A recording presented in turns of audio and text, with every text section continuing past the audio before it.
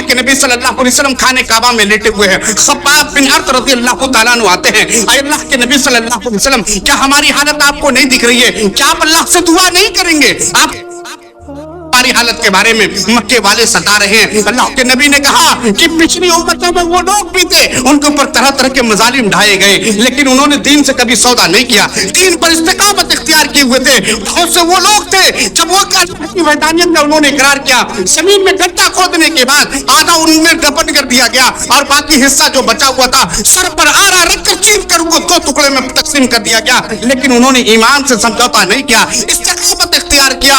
اے خباب وہ لوگ بھی تھے جن کے اوپر, جن کے پیٹھ اور پٹوں پر سونے لوہے کی کنگیاں رکھی گئی, کھسایا گیا, پھر اس کو نیچے کی طرف کھینچ لیا گیا, ان کے گوشت ہڈیوں سے جدا ہو گئے, لیکن انہوں نے نہیں کیا, دین پر استقامت اختیار کیے ہوئے تھے. یہ لوگ بھی تھے. محترم صدر جلسہ, علماء کرام, بزرگوں, نوجوان دوستوں, ساتھیوں, پردہ نشین ماؤں اور بہنوں, پیارے عزیز بچوں, تمام تعریف, توصیف, کبریائی, بڑائی, بزرگی, برتری خالق کائنات مالک دو جہاں کے لیے ہے, جو ہم سب کا خالق, مالک, رازق, مدبر, پالنہار ہے. بعدہ درود و سلام نازل اللہ کے آخری نبی, شافی محشر, ساقی کوثر, رحمت للعالمین, شفیع المسلمین, احمد مجتبی محمد مصطفیٰ صلی اللہ علیہ وسلم پر. محترم سامعین, اللہ کے حمد و ثنا اور شکریہ کے بعد قابل مبارکباد ہیں اس مسجد کے ذمہ داران, سجوئی کے نوجوان,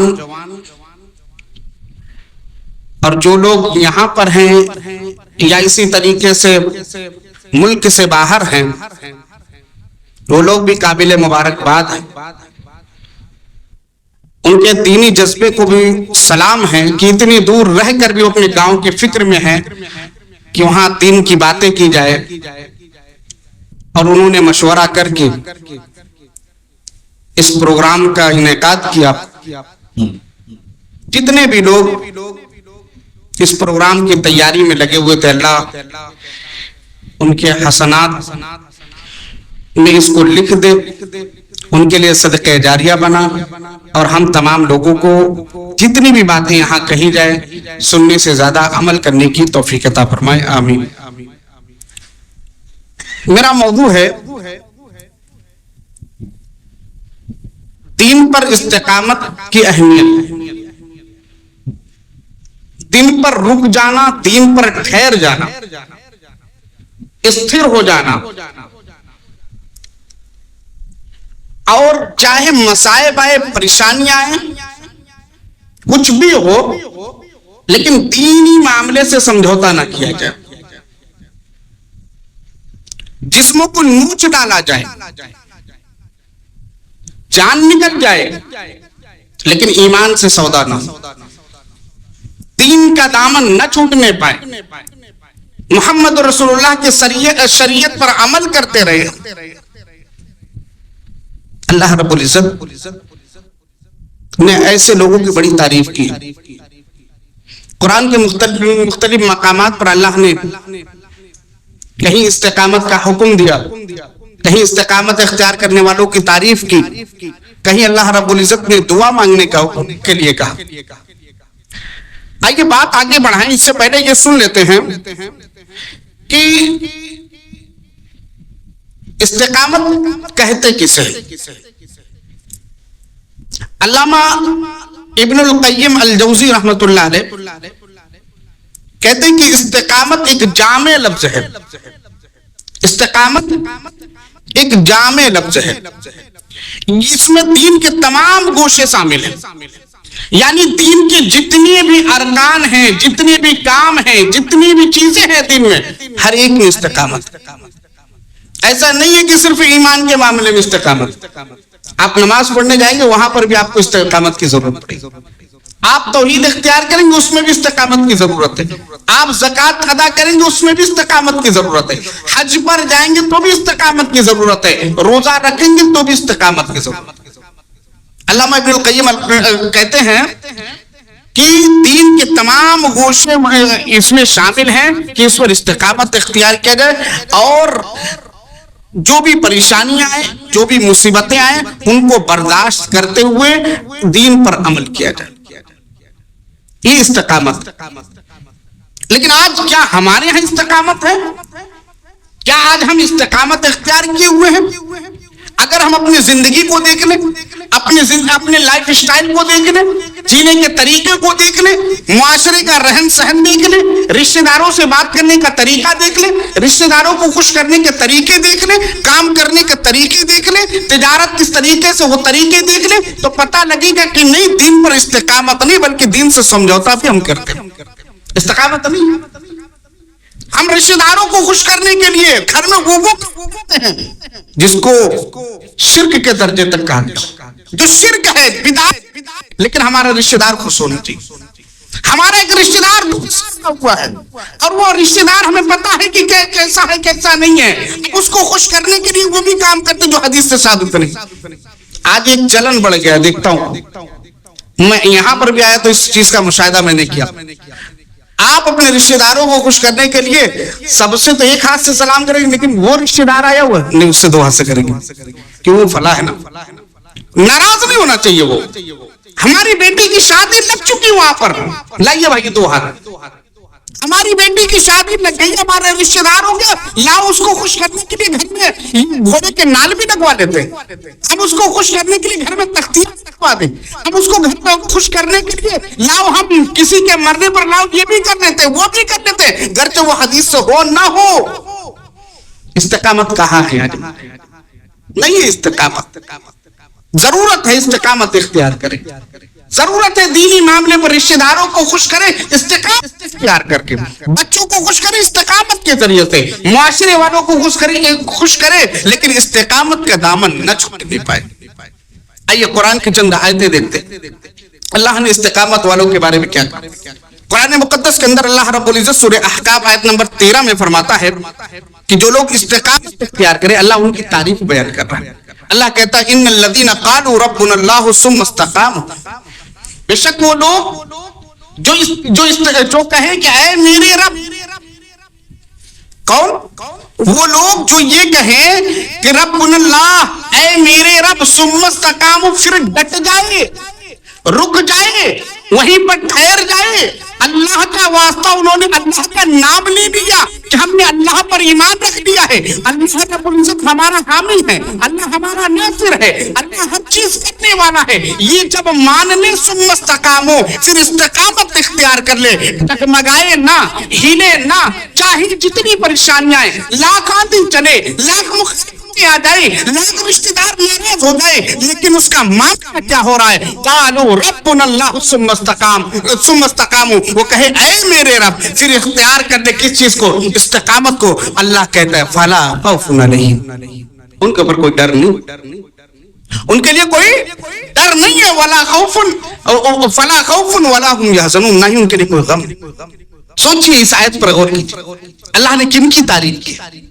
جو ادھر ادھر ڈگمگائے ان کی, جو دین ضرورت پڑے تو دین کے اندر ہے, ضرورت پڑے تو دین سے باہر بھی گر جائے, ضرورت پڑے تو یہاں پر بھی آئے, مسجدوں میں ماتھا پیٹے کا, ضرورت پڑے تو چادریں بھی چڑھائے.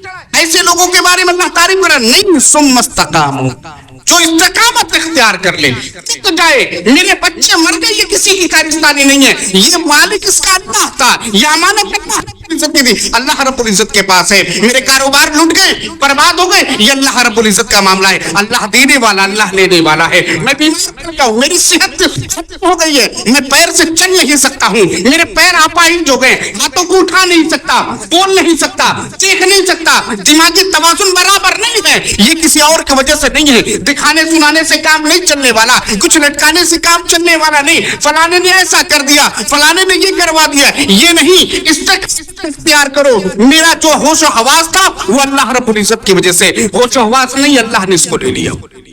میں پیر سے چل رہا تھا, یہ اللہ کی نعمت تھی. پیر میرے اپائج ہو گئی اللہ کی طرف سے, میں اس پر خوش ہوں. اللہ کہہ رہا ہے استقامت اختیار کر لے, خوف نہیں ہے, غم نہیں ہے. آج سوچیے, آج ہم اپنے بچوں کو تعلیم کیا دیتے ہیں؟ استقامت کی تعلیم ہے. بچہ پڑھ رہا ہے, اچھی بات ہے, پڑھائی. اسکول میں گیا, کالج میں گیا, اچھی بات ہے, پڑھائی کیا. میں نہیں کرتا ہوں کہ اسکولوں میں مت بھیجیے, کالجوں میں مت بھیجیے, لیکن دینی بھی تعلیم دیجیے اس کو. دینی تعلیم دیجیے, استقامت اختیار کرے. آج امتحان کا مسئلہ سر پیٹ نہیں ہے, ہم ادھر ادھر جا کر باتیں کر رہے ہیں. افسوس ہماری محنت کے ساتھ نہیں ہو رہا ہے, افسوس ہو رہا ہے. یہ خبریں ہیں, وہ خبریں ہیں. ہم نے دینی تعلیم دی نہیں دی, ہم دینی تعلیم نہیں دے رہے. یہی وجہ ہے کہ دین پر استقامت نہیں. دین پر ان کو دینی تعلیم دیجیے, دین پر استقامت اختیار کریں گے. پھر یہ بچیاں جب نقاب لگا کر چلیں گے, دین میں کسی قسم کا خوف نہیں.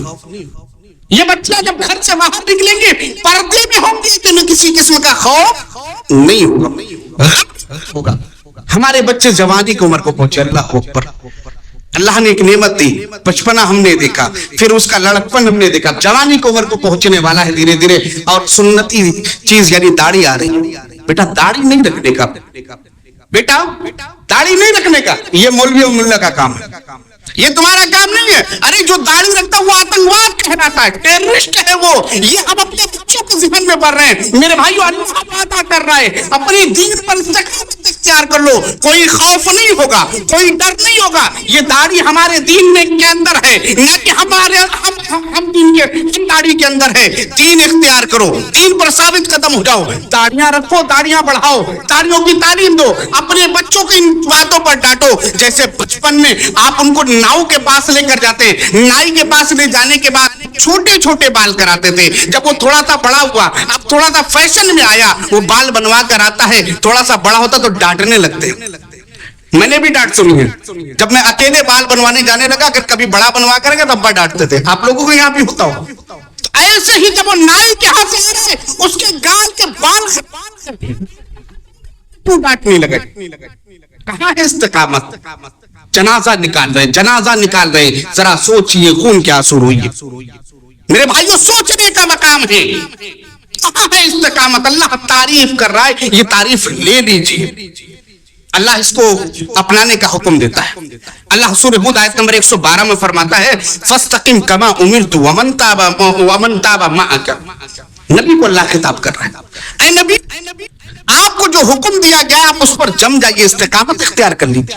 اے نبی آپ کو جو حکم دیا گیا, آپ کی طرف جو وحی کر دی گئی ہے, جو دینی مسئلے بیان کر دیے گئے, آپ ان پر استقامت اختیار کر لیجیے. اور اسی طریقے سے وہ لوگ بھی جو توبہ کر کے آپ کے ساتھ ہو گئے ہیں, ان لوگوں سے بھی کہیے کہ وہ بھی استقامت اختیار کرے, حد سے تجاوز کرنے والے نہ پڑے. آپ جو کر رہے ہیں اللہ ہر چیز کو دیکھنے والا ہے. غور کیجیے, اللہ کنہیں حکم دے رہا ہے. اللہ ہمیں اور آپ کو خطاب کر کے نہیں کہہ رہا ہے, بلکہ نبی کو اپنے کہہ رہا ہے, نبی آپ کی طرف جو وحی کی گئی ہے آپ اس کی استقامت اختیار کیجیے, اور جو آپ کے ساتھ توبہ کر کے آگے ہیں ان سے بھی کہیے استقامت اختیار کیجیے. حد سے تجاوز مت کیجیے, دین سے باہر مت جائیے, دین کے اندر کوئی نیا کام, دین کے اندر استقامت اختیار کر لی, جو ہے بس اسی پر عمل کریے.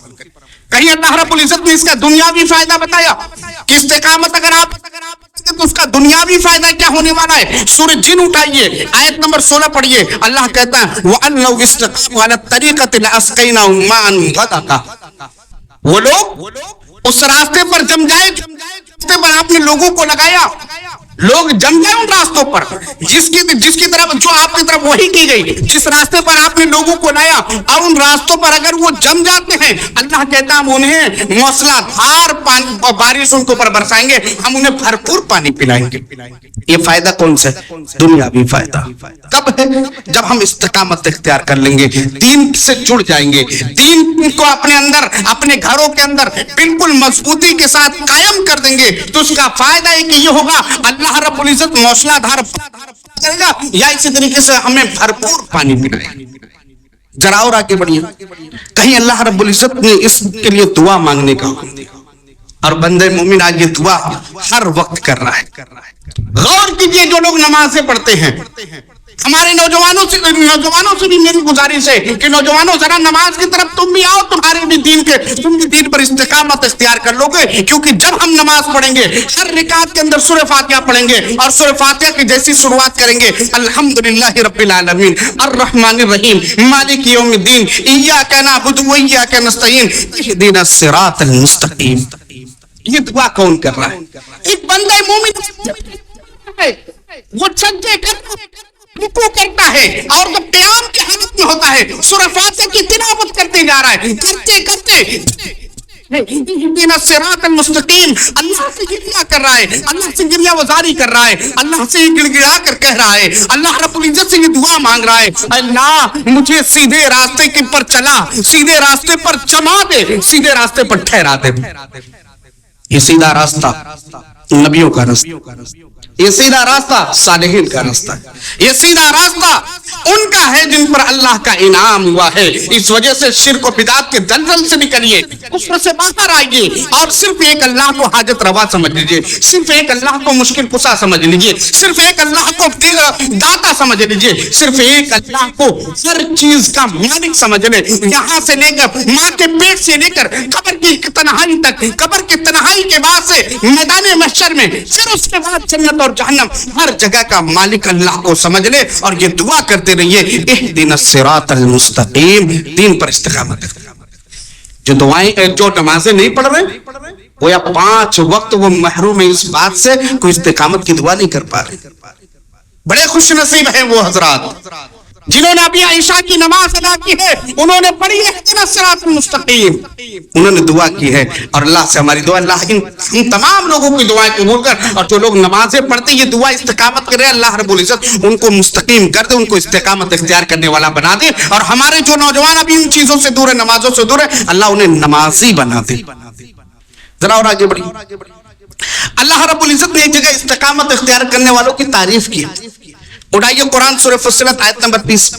اللہ کہتا ہے ان الذین قالوا ربنا اللہ ثم استقاموا تتنزل علیہم الملائکۃ.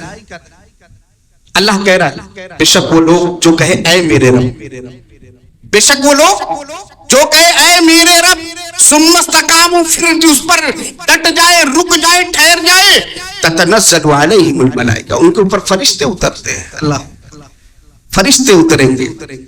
آج ہم کہتے ہیں کہ مسلمانوں کا مددگار کوئی نہیں, آج ہم یہ کہہ رہے ہیں معاملہ کچھ اور تھا, آج ہم کہتے ہیں احد کا معاملہ کچھ اور تھا, نبی کا دور کچھ اور تھا. یہ ہم کہتے ہیں, نعرے سنتے ہیں, لوگوں کے درمیان ہیں, باتیں کرنے سے کام نہیں چلے گا. دین پر استقامت کریے. فرشتے وہاں بھی اترے تھے, فرشتے یہاں بھی اتریں گے. اللہ خود کہہ رہا ہے قرآن کی باتیں جھوٹ نہیں ہے, یہ سب کلام ہے. جو مومن بندے میں مومن میں ایمان ہے, اور اللہ کہہ رہا ہے استقامت اختیار کرو. فرشتے اتریں گے اور وہ فرشتے کو گواہی دیں گے, وہ فرشتے بشارت دیں گے, وہ فرشتے ہم سے کہیں گے, کیا کہیں گے؟ اللہ تخافو, تمہارے اوپر کسی قسم کا کوئی ڈر نہیں ہے اور کوئی غم نہیں ہے, اور تمہارے لیے جنت کا وعدہ ہے. اللہ اس آیت کریمہ کے اندر جنت کا وعدہ دے رہا ہے. فرشتے کہیں گے کہ ڈر نہیں ہے, خوف نہیں ہے, کوئی غم بھی نہیں ہے. جو جنت کا وعدہ ہم سے کیا گیا, اللہ رب العزت استقامت اختیار کر لیں گے تو ہم نے دے دے گا. علامہ جریر ابن جریر کہتے ہیں طبری رحمۃ اللہ علیہ, علامہ ابن جریر طبری رحمۃ اللہ علیہ اس آیت کی تفسیر میں لکھتے ہیں کہ عمر ابن خطاب رضی اللہ تعالیٰ عنہ خطبہ دے رہے تھے. جب یہ آیت پڑھتے ان الذین قالوا ربنا اللہ ثم استقاموا تتنزل علیہم الملائکہ, وہ کہے پڑھتے اللہ کی قسم, اس اختیار کرنے والے وہ لوگ ہیں جو نبی کی اطاعت پر, اللہ کی اطاعت پر مضبوطی کے ساتھ ڈٹ جائے, رک جائے, تھم جائے. اس آیت کے اندر کون کہنے والا؟ کہنے والا ایک عظیم ہستی ہے. کہنے والا وہ ہے جس کو نبی نے دنیا کے اندر کہا تھا اے عمر تم جنتی ہو. کہنے والے کون ہیں؟ وہ ہیں جن کے بارے میں نبی نے کہا تھا اگر میرے بعد کوئی نبی ہوتا تو وہ عمر تم ہوتے. کہنے والے جن کے بارے میں کہا گیا کہ وہ عمر وہ ہیں جس راستے سے گزرتے ہیں شیطان وہ راستہ چھوڑ دیتا ہے. حضرت عمر فاروق رضی اللہ تعالیٰ عنہ کہتے ہیں करीमा के अंदर इस्तिकामत करने वाले, इख्तियार करने वाले वो लोग मुराद हैं जो मजबूती के साथ अल्लाह की इताअत, रसूल की इताअत पर जम जाए, रुक जाए, ठहर जाए और लोमड़ियों की तरह इधर उधर के रास्ते इख्तियार न करें। यानी जब जरूरत इधर की तो इधर हो जाए, जरूरत इधर की तो इधर हो जाए। यानी दीन में भी रहेंगे, बेदीन भी रहेंगे। जरूरत पड़ी तो हम उनको भी खुश करेंगे, हम शैतान को भी खुश करेंगे, रहमान को भी खुश करेंगे। हजरत उमर फारूक ने कहा लोमड़ियों की तरह इधर उधर करने वाला ना, इस्तिकामत इख्तियार करने वाला। नबी का हुक्म मैं मानने के लिए तैयार। आज नबी के हुक्म पर हम झुकने को तैयार नहीं है, लेकिन नबी के नाम पर सर कटाने के लिए तैयार है। अभी मामला हुआ ना, मैं उस पर रोशनी नहीं डालूंगा, मैं उस पर नहीं जाने वाला। आप लोग अकलमंद है माशाल्लाह, आप लोग समझदार, इशारा काफी है। आज नबी का हुक्म पर कोई जान लुटाने वाला नहीं, नबी का फरमान है कोई कुछ चू चरा करने वाला नहीं है। बड़ी बड़ी बातें जरूर करेंगे, लेकिन जैसे ही नबी के नाम पर कुछ होगा हम फौरन बरसाती मेंढकों की तरह हम तालाब से बाहर आने लगेंगे। लेकिन जब इसी नबी सल्लल्लाहु अलैहि वसल्लम का फरमान सुनाया जाए कि लोगों नमाज पढ़ो, लोगों जुआ मत खेलो, लोगों ये मत करो, वो मत करो, लेकिन उस वक्त हमारा जहन काम नहीं करता, बल्कि हम ये सोचते हैं कि अरे ये काम सिर्फ बुजुर्गों का है, नमाज वो पढ़े, अरे ये काम फलाने का है, मौलवी बोल सकता, लेकिन ये जाहिल नौजवान ये समझता है मैं झूठ बोल सकता हूँ। मौलवी झूठ बोल दे, इमाम साहब आप झूठ बोल, जी आप झूठ बोल रहे, अल्लाह अकबर, वो भी इंसान है, गलती हो गई भाई माफ कर दीजिए उसको अपनी गलती का एहसास हो गया। नहीं है, मैं उन इमामों को भी जानता हूँ, उनकी मामूली सी गलती की वजह से ये नौजवान जो मस्जिदों को आते थे, ये नौजवान जिन्हें पूरा हफ्ता पता नहीं होता था कि मस्जिद के अंदर क्या है, लेकिन वो हफ्ते में एक दिन आते थे, उन्हें ये भी पता होता था कि कौन सी टोटी किस तरीके के, किस कलर के है, कौन से बटन कैसे है। वो लोग पूरा हफ्ता नहीं आते थे, लेकिन इनकी खबर रखने के साथ साथ इससे भी ज्यादा बारीक बीनी के साथ ये खबर रखते थे इमाम साहब का उठना बैठना कहाँ है, और इमाम साहब से मामूली सी गलती हुई उन्होंने एहतिजाज करके बाहर निकलवाया। सुधर जाओ नौजवानों, दीन इख्तियार करो, दीन पर इस्तिकामत इख्तियार करो, दूसरों के बारे में बातें मत करो, दूसरों के बदनाम करने की कोशिश मत करो, दूसरे के ऊपर किसी किस्म का तोहमत मत लगाओ। आज बड़ा आसान होता है, किसी के ऊपर भी ये नौजवान उंगली उठा देता है, कौन किस मकाम पर है उसका भी पासो लिहाज नहीं है। हमारे बाप की उम्र का है, हमारे चाचा की उम्र का है, हमारे दादा की उम्र का है, या आलिम दीन है, हाफिज कुरान है, कौन है पता नहीं है, लेकिन हम उसके ऊपर तोहमत लगाने के लिए। सुधर जाओ नौजवान, होश में आ जाओ, इस्तिकामत इख्तियार करो। आज टारगेट तुम्हारे ऊपर है सबका, आज सबसे ज्यादा कोशिश तुम्हारे ऊपर की जा रही है कि किस तरीके से इन्हें दीवार के बाहर कर दे, दीवार के अंदर कर दे, ताकि ये घर वालों का चेहरा भी न देख पाए। सोच लीजिए मेरे भाई, कहां हो कैसे हो ये आप फैसला कीजिए। नबी सल्लल्लाहु अलैहि वसल्लम ने इस्तिकामत इख्तियार करने का हुक्म एक हदीस के अंदर देते हुए फरमाया, मुस्लिम शरीफ की हदीस 38 नंबर की हदीस, हजरत सुफियान बिन अब्दुल्लाह सक़फ़ी रज़ियल्लाहु ताला अन्हु इस हदीस के रावी हैं, कहते हैं कि अल्लाह के नबी सल्लल्लाहु अलैहि वसल्लम से सवाल किया कि अल्लाह के नबी सल्लल्लाहु अलैहि वसल्लम कोई ऐसी बात बताइए इस्लाम के बारे में फिर आज के बाद किसी से सवाल करने की जरूरत ना हो। अल्लाह के नबी सल्लल्लाहु अलैहि वसल्लम इस्लाम के बारे में वो बात बताइए कि फिर हमें हाजत ना हो हम किसी और से पूछे कि इस्लाम के बारे में हमें बताइए, या ऐसे किसी से कोई हाजत ना हो। अल्लाह के नबी सल्लल्लाहु अलैहि वसल्लम ने कहा कुल आमनतु बिल्लाहि सुम्मा इस्तक़िम, अल्लाह के नबी ने कहा कि अल्लाह पर ईमान लाओ और फिर उस पर जम जाओ, जाओ, ठहर जाओ। यानी जब अल्लाह के वहदानियत का इकरार कर लो, अल्लाह पर ईमान ले आए हो, तो इस बात का इकरार कर लो कि अब तमाम चीजें जो भी होने वाला वो अल्लाह रब्बुल इज्जत की तरफ से।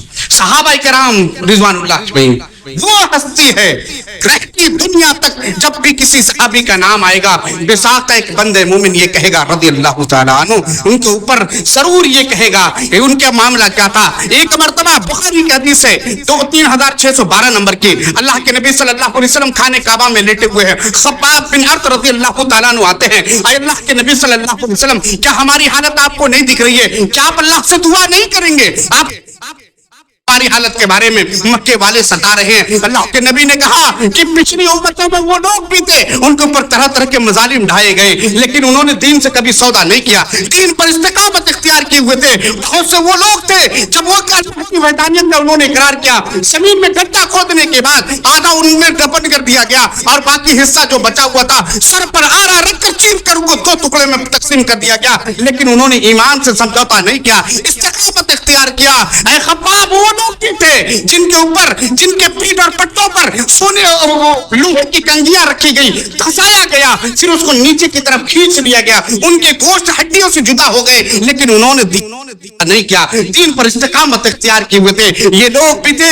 नबी ने सिर्फ सहाबा को ये नहीं कहा, नबी अलैहिस्सलाम ने सिर्फ सहाबा को ये मिसालें नहीं दी, बल्कि अल्लाह के नबी ने करके भी दिखाया। अल्लाह के नबी सल्लल्लाहु अलैहि वसल्लम ने वो मिसाल पेश की जब अल्लाह के नबी सल्लल्लाहु अलैहि वसल्लम ने अपने चचा अबू तालिब से कहा था, एक तारीखी जुमला कहा था, वहां पर इस्तिक़लाल, सब्र और अज़ीमत की एक आला मिसाल है।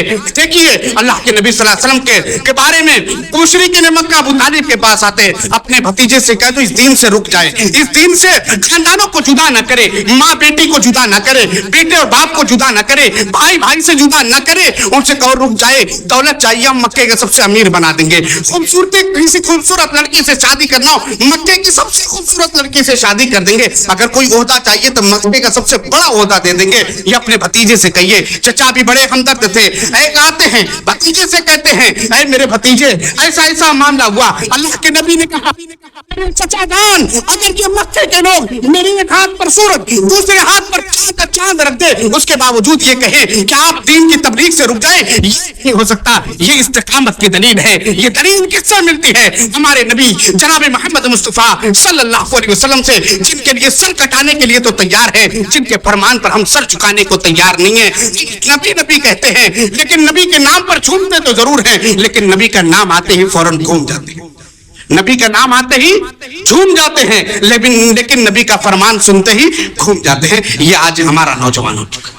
जरा और आगे हमारे नबी जनाब मोहम्मद मुस्तफा सल्लल्लाहु अलैहि वसल्लम ने ये इस्तिकामत की दलील पेश की, ये नमूना है। और अल्लाह के नबी सल्लल्लाहु अलैहि वसल्लम के सहाबी जो दिनों रात आपको देखते थे, जो दिनों रात आपकी कुर्बानियों को देखते थे, आपकी परेशानियों को देखते थे, जिनके बारे में खुद नबी ने कहा खैरुन नासी करनी कि सबसे बेहतर मेरे जमाने के लोग हैं, जिनकी बेहतरी के बारे में नबी ने कहा उनकी भी क्या खूब मिसालें हैं। यही खब्बाब बिन अर्त जो अल्लाह के नबी रज़ियल्लाहु ताला अन्हु जो अल्लाह के नबी से कह रहे हैं कि अल्लाह के नबी दुआ कीजिए, उनका क्या मामला है? वो खुद मैं इस्लाम ले आया तो मेरी हालत ये हुई कि मुझे कोयला जलाया गया, और कोयला जलाने के बाद जब वो जोर पर शबाब पर हो गया, मुझे नंगी पीठ कर लेटा दिया गया, और जब मैं हिलने लगा तो एक बदबख्त आता है मेरी छाती पर अपना पैर रख देता है ताकि मैं हिल ना सकूं। यहाँ तक कि मैं वैसे ही पड़ा था, मेरी पीठ कमर तक चल गई, और ये मैं दर्द बर्दाश्त करता रहा, यहाँ तक कि मेरे पीठ के नीचे जो कोयले पड़े थे वो भी ठंडे पड़ गए। ये इस्तिकामत है, ये सहाबा कराम की इस्तिकामत है। ये वो ही सहाबी हैं जिन्होंने नबी सल्लल्लाहु अलैहि वसल्लम से जीने का तरीका सीखा, नबी सल्लल्लाहु अलैहि वसल्लम से जिन्होंने दुनिया और आखिरत की हर एक भलाई सीखी। जरा और आगे बढ़िए। अब्दुल्लाह बिन हुज़ैफा रज़ियल्लाहु ताला अन्हु, ये एक सहाबी रसूल इस्लाम ले आए रूम के शहर मुल्क रूम में। वहां पहुंचते नसरानी हुकूमत है, पकड़ लिए गए। अब देखिए इस्तिक़लाल, इस्तिकामत, अज़ीमत, सब्र का पैमाना दी। अब्दुल्लाह बिन हुज़ैफा बादशाह के फरमान में पेश किए गए।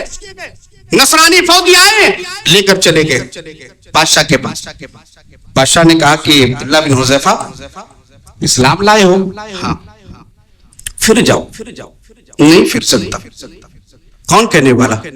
जो नबी की सोहबत इख्तियार किए थे सहाबी रसूल अब्दुल्लाह बिन हुज़ैफा। नहीं फिर सकता। अब्दुल्लाह बिन हुज़ैफा, अगर तुम इस्लाम छोड़कर नसरानियत इख्तियार कर दो, मैं अपने बादशाहत का हिस्सा बना लूं, मैं तुम्हें ऊपर राजपाट दे दूंगा। अब्दुल्लाह बिन हुज़ैफा ने कहा कि मुझे तब भी तुम मुझे घर बना दो उनके रूम का, लेकिन मैं इस्तिकाम अब मैं दीन से समझौता करने वाला। फिर बादशाह ने कहा अब्दुल्लाह बिन हुज़ैफा, इस्लाम से बाज आ जाओ, नसरानियत इख्तियार कर लो, मैं अपनी बेटी से शादी कर दूंगा। अपनी बेटी जो शहजादी है इस मुल्क का, उससे शादी करूं। अब्दुल्लाह बिन हुज़ैफा ने कहा कि नहीं मुमकिन है, नहीं कर पाऊं। आया हुज़ैफा सुन, आया अब्दुल्लाह बिन हुज़ैफा सुन लो, अगर नसरानियत इख्तियार कर लो तो मैं तुम्हें माल और दौलत का अंबार दे दूंगा। अब्दुल्लाह बिन हुज़ैफा ने एक तारीखी जुमला कहा। अब्दुल्लाह बिन हुज़ैफा ने एक तारीखी जुमला कहा,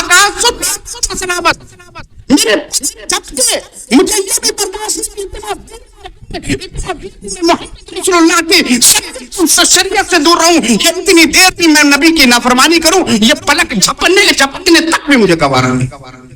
गौर कीजिए, ये इस्तिकामत की मिसाल इससे बढ़कर कुछ हो सकती है? हम रिश्तेदारों को खुश करने के लिए तख्तियां लगाए हुए हैं, रिश्तेदारों को खुश करने के लिए सदरी दरवाजे पर हम घोड़ों की नाल लगाए हुए हैं।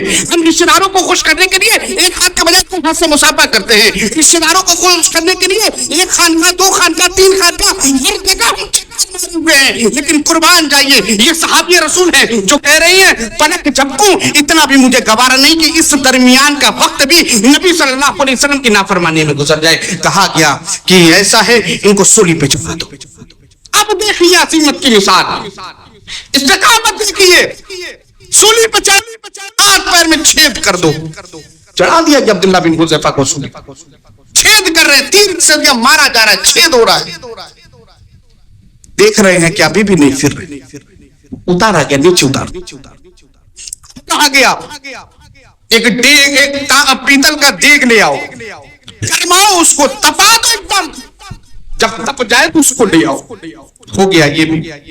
अब्दुल्लाह बिन हुज़ैफा खड़े हैं, हाथ पैर पे छेद हो गया है, खून बह रहे हैं, लेकिन अभी भी मोहम्मद रसूलुल्लाह की शरीयत को छोड़ने के लिए तैयार नहीं है। अब उसके बाद बादशाह ने हुक्म दिया कि जेल से कैदी को निकालो। जो गरीब मुसलमान था उसको निकाला गया और उस देग के अंदर डाल दिया गया। चंद लम्हे में ही वो चुरमरा और गोश्त अलग हो गए। और उसके बाद कहा गया कि अब्दुल्लाह बिन हुज़ैफा यही हालत होने वाली है। अब्दुल्लाह बिन हुज़ैफा कहते हैं मुझे ये बर्दाश्त है। बादशाह ने हुक्म दिया कि इनको चढ़ाओ चरखी पर और इसके अंदर फेंक दो।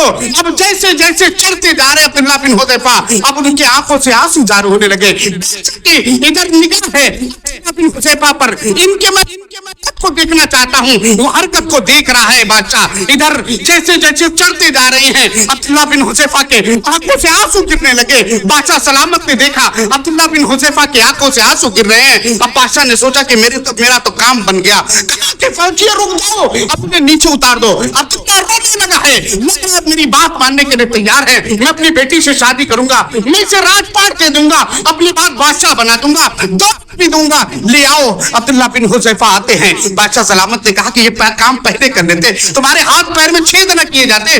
अब्दुल्लाह बिन हुज़ैफा ने कहा किसने कहा कि मैं इस्लाम छोड़ने वाला हूँ, क्यों रो रहे थे? बादशाह ने कहा कि क्यों रो रहे थे तब जब तुम्हें इस्लाम नहीं छोड़ना, तुम्हारी आंखों से आंसू क्यों बह रहे? अब्दुल्लाह बिन हुज़ैफा कहते मैं रो इसलिए रहा था कि काश मेरे हर एक रुएं में जान हो, ताकि इन तमाम जानों को भी मैं दीन के लिए कुर्बान कर दूं और मोहम्मद रसूलुल्लाह की पर अमल करते हुए मैं शहीद हो जाऊं, जान की कुर्बानी पेश कर दूं। मुझे ये अच्छा लगता कि हर बाल के बदले, हर रोए के बदले मेरे जिस्म में मेरे पास जान हो, और ये एक जान है, इस वजह से मुझे अफसोस है। ये इस्तिकामत। हज़रत बिलाल हबशी को रज़ियल्लाहु ताला, एक काले करूटे साहबी रसूल है, लेकिन क्या मकाम और मर्तबा है।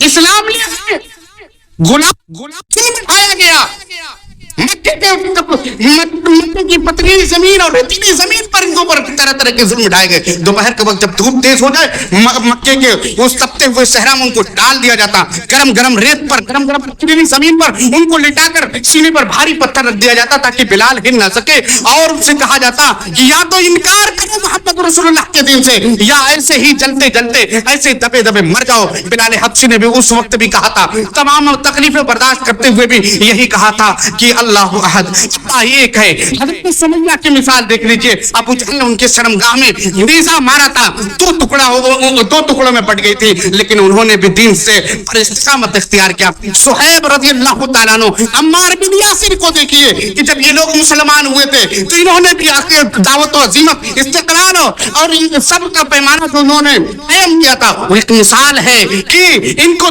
लोहे की ज़रा पहनाई जाती। और मक्के की धूप, अभी भी आप जाइए हज उमरा पे जाएंगे तो दोपहर के वक्त बर्दाश्त नहीं कर पाएंगे, लोहे की ज़रा पहना दी जाती और मैदान में है, जमीन भी चल रही है और उसके वजह से लोहे भी गर्म हो गए और उसके अंदर कैसे बर्दाश्त करते थे। और इसी तरीके से जरा और आगे बढ़िए, हजरत अबू बकर सिद्दीक का भी हाल देखते जाइए। मक्के के अंदर खाने काबा में उनको मारा गया, इतना मारा गया कि लोगों ने तसव्वुर कर लिया था कि इनकी जान चली गई है, लेकिन कुर्बान जाइए इन तमाम परेशानियों के बाद भी इन्होंने सब्र किया, इस्तिकामत की मिसाल पेश की। और मैं दो मिसाल पेश करके अपनी बात खत्म करूंगा। सदर मोहतरम तशरीफ ला चुके हैं, امام احمد بن حنبل، جن کے نام پر آج بڑے بڑے واویلا کیے جاتے ہیں، لوگوں کو بانٹ دیا جاتا ہے.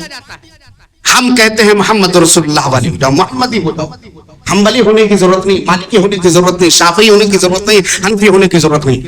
اپنے کو جو امام ہے اپنا امام مانو ان کو، جو سید البصر ہے اپنا امام مانو ان کو، جو ساقی کوثر ہے اور شافی محشر ہے، جو نبیوں میں سب سے اعلیٰ مرتبہ رکھنے والا ہے محمد رسول اللہ کا. ذرا جن کے نام پر آپ بانٹ رہے ہیں ان کے حال کو بھی سنیے. قرآن کا مسئلہ قرآن کا مسئلہ ہوتا ہے، کہا گیا کہ قرآن اللہ کا مخلوق ہے، یہ اعلان ہوا. امام احمد بن حنبل کہتے کہ نہیں، قرآن یہ اللہ کی کتاب ہے. اب کیا ہوا؟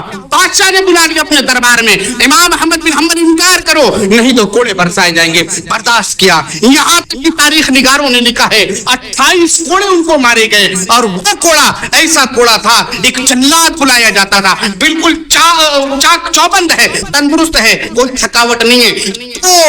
تو کوڑا مارتا تھا، تیسرا اٹھانے کی وہ ہمت نہیں رکھ پاتا تھا، یعنی اس کو تھکاوٹ ہو جاتی تھی. وہ 2 کوڑے مارنے کے بعد چلات ہٹ جاتا تھا. لیکن قربان جائیے امام احمد بن حنبل پر انہوں نے 28 کوڑے برداشت کیے. ان کے صاحبزادے کا بیان ہے کہ جب میرے والد کا انتقال ہوا اس وقت بھی ان کے پیٹھ پر وہ کوڑے کے نشان تھے، کوڑے. یہاں تک کہ محمد بن اسماعیل کہتے ہیں اگر وہ کوڑے ایک ہاتھی پر، مضبوط ہاتھی پر مارا جاتا، وہ ایک کوڑا بھی برداشت نہ کرتا، چیختا ہوا چنگارتا ہوا بھاگ جاتا. لیکن قربان جائیے امام احمد بن حنبل نے ایک نہیں 28 کوڑے برداشت کیے. یہ استقامت ہے. امام بخاری رحمۃ اللہ علیہ، آپ ہمیشہ سنتے ہوں گے یہ بخاری کی روایت ہے، یہ بخاری کی روایت ہے. اور ایک حدیث کا متلاشی اور ایک حدیث پڑھنے پڑھانے والا بڑا خوش ہو جاتا ہے کہ یہ بخاری کی حدیث ہے، ماشاءاللہ. اور آپ بھی بڑے خوش ہوتے ہیں. مولوی صاحب نے جو حدیث پیش کی وہ بخاری کی حدیث ہے. کیا آپ کو پتا ہے کہ ان کے اندر استقامت کتنی، انہوں نے کتنی تکلیفیں کی، آپ کو پتا ہے؟ نہیں پتا ہے. آج بہت سارے لوگ تو کہتے ہیں کہ بخاری مت پڑھو، بخار آئے گا، بخاری مت پڑھو بخار آئے گا. ارے ذرا سنیے کہ بخار بعد میں لاؤ، پہلے ان کی استقامت کو دیکھو کہ لوگوں نے ان سے حسد کیا، لوگ ان کے سے چلنے لگے، اور اعلیٰ مرتبہ رکھنے والا ہے محمد رسول اللہ کا. ذرا جن کے نام پر آپ بانٹ رہے ہیں ان کے حال کو بھی سنیے. قرآن کا مسئلہ ہوتا ہے، کہا گیا کہ قرآن اللہ کا مخلوق ہے، یہ اعلان ہوا. امام احمد بن حنبل کہتے کہ نہیں، قرآن یہ اللہ کی کتاب ہے. اب کیا ہوا؟ بادشاہ نے بلا لیا اپنے دربار میں، امام احمد بن حنبل انکار کرو نہیں تو کوڑے برسائے جائیں گے. برداشت کیا. یہاں تک کہ تاریخ نگاروں نے لکھا ہے 28 کوڑے ان کو مارے گئے، اور وہ کوڑا ایسا کوڑا تھا، ایک چلات بلایا جاتا تھا، بالکل چاک چوبند ہے، تندرست ہے، کوئی تھکاوٹ نہیں ہے.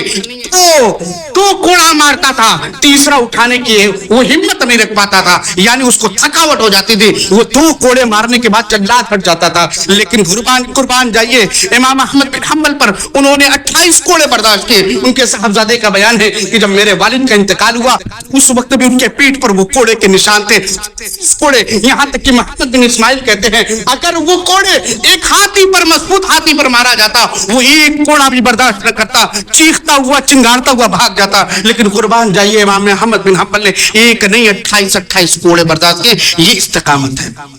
امام بخاری رحمۃ اللہ علیہ، آپ ہمیشہ سنتے ہوں گے یہ بخاری کی روایت ہے، یہ بخاری کی روایت ہے. اور ایک حدیث کا متلاشی اور ایک حدیث پڑھنے پڑھانے والا بڑا خوش ہو جاتا ہے کہ یہ بخاری کی حدیث ہے، ماشاءاللہ. اور آپ بھی بڑے خوش ہوتے ہیں. مولوی صاحب نے جو حدیث پیش کی وہ بخاری کی حدیث ہے. کیا آپ کو پتا ہے کہ ان کے اندر استقامت کتنی، انہوں نے کتنی تکلیفیں کی، آپ کو پتا ہے؟ نہیں پتا ہے. آج بہت سارے لوگ تو کہتے ہیں کہ بخاری مت پڑھو، بخار آئے گا، بخاری مت پڑھو بخار آئے گا. ارے ذرا سنیے کہ بخار بعد میں لاؤ، پہلے ان کی استقامت کو دیکھو کہ لوگوں نے ان سے حسد کیا، لوگ ان کے سے چلنے لگے، اور طرح طرح کے ان کے اوپر ظلم ڈھائے. لیکن انہوں نے بھی کبھی سمجھوتا نہیں. کہاں پر ہے؟ نساپور میں. امام بخاری رحمۃ اللہ علیہ کہاں ہے؟ نساپور میں ہے. وہاں لوگوں کو حدیث سکھا رہے. بادشاہ وہاں پر جو تھا وہ حکم دیا کہ امام بخاری کو باہر نکال دیا. لوگوں نے شکایتیں کی، طرح طرح کے کان بھرنے والے تو بہت لوگ ہوتے. آج جو لوگ عہدے پر ہیں، منصب پر ہیں، وہ جانتے ہیں کوئی جنہیں جمعیت کا ناظم ہے، کوئی مقامی جمعیت کا ناظم ہے، کوئی صوبائی جمعیت کا ناظم ہے، کوئی مرکزی جمعیت کا ناظم ہے. हर शख्स के बारे में कान भरे जाते हैं, कोई कितने भी कम ओहदे पे क्यों ना हो। और ऐसा ही हुआ इमाम बुखारी रहमतुल्लाह अलैह के बारे में, उनके भी बारे में कहा गया, हुक्म हुआ निसापुर से बाहर किया जाए। इमाम बुखारी रहमतुल्लाह अलैह इब्राहिम बिन माकल के साथ निकल जाते, बाहर चले जाते, पहुंचे बुखारा जो उनकी जाए पैदाइश है। इमाम बुखारी को बुखारी क्यों कहा जाता है? इनका नाम असल मोहम्मद बिन इस्माइल है, इनको बुखारी इमाम बुखारी इस वजह से कहा जाता है क्योंकि बुखारा शहर में पैदा हुए। अब पहुंचे बुखारा, निसापुर से निकाल दिया गया, बुखारा पहुंच गए। बुखारा पहुंचने के बाद अब जो लोग वहां पर और मुहद्दिसीन थे, उनके पास तालिब इल्मों का एक हुजूम था, उन्होंने सुना कि इमाम बुखारी आए हुए, पहुंच गए इमाम दरवाजे पर, जहां बुखारा के शहर का दरवाजा जो मेन दरवाजा था वहां पहुंच उनके इस्तकबाल में। अब इधर चलन हो गई, मेरे तालिब इल्म इमाम बुखारी सब तालीम हासिल करें। ये लोग पहुंच के बादशाह के, बुखारा के बादशाह के पास कि देखो ऐसा ऐसा हुआ, कान भर दिया गया। अब यहाँ पर अभी तैयारी हो रही है, अभी इस्तकबाल किया जा रहा है, हुक्म आया कि बुखारा से इनको बाहर किया जाए। और कुछ देर में निसापुर के हाकिम का फैसला आ गया कि बुखारा के बाहर जिनको बाहर निकाल दे, वो उनको बाहर निकाल दिया गया। और वो अपनी किताबों को लिए हुए फिर रहे इधर उधर। अपने रिश्तेदार समरकंद पहुंचते हैं, समरकंद में उनका एक रिश्तेदार है। 2-3 दिन बुखारा के इधर उधर रहने के बाद समरकंद पहुंचते हैं और वहां पर उनकी मेहमान नवाजी की जाती है। उसके बाद इधर से निसापुर से भी हुक्म आया, बुखारा से भी हुक्म आया और खुद समरकंद के भी बादशाह ने हुक्म दिया कि इमाम बुखारी को कहो कि फौरन बाहर निकले और इस शहर में न रहे। और इस वक्त मामला क्या था, उन्होंने इमाम बुखारी ने इजाजत चाही कि मैं कुछ दिन रुक जाऊं। क्यों?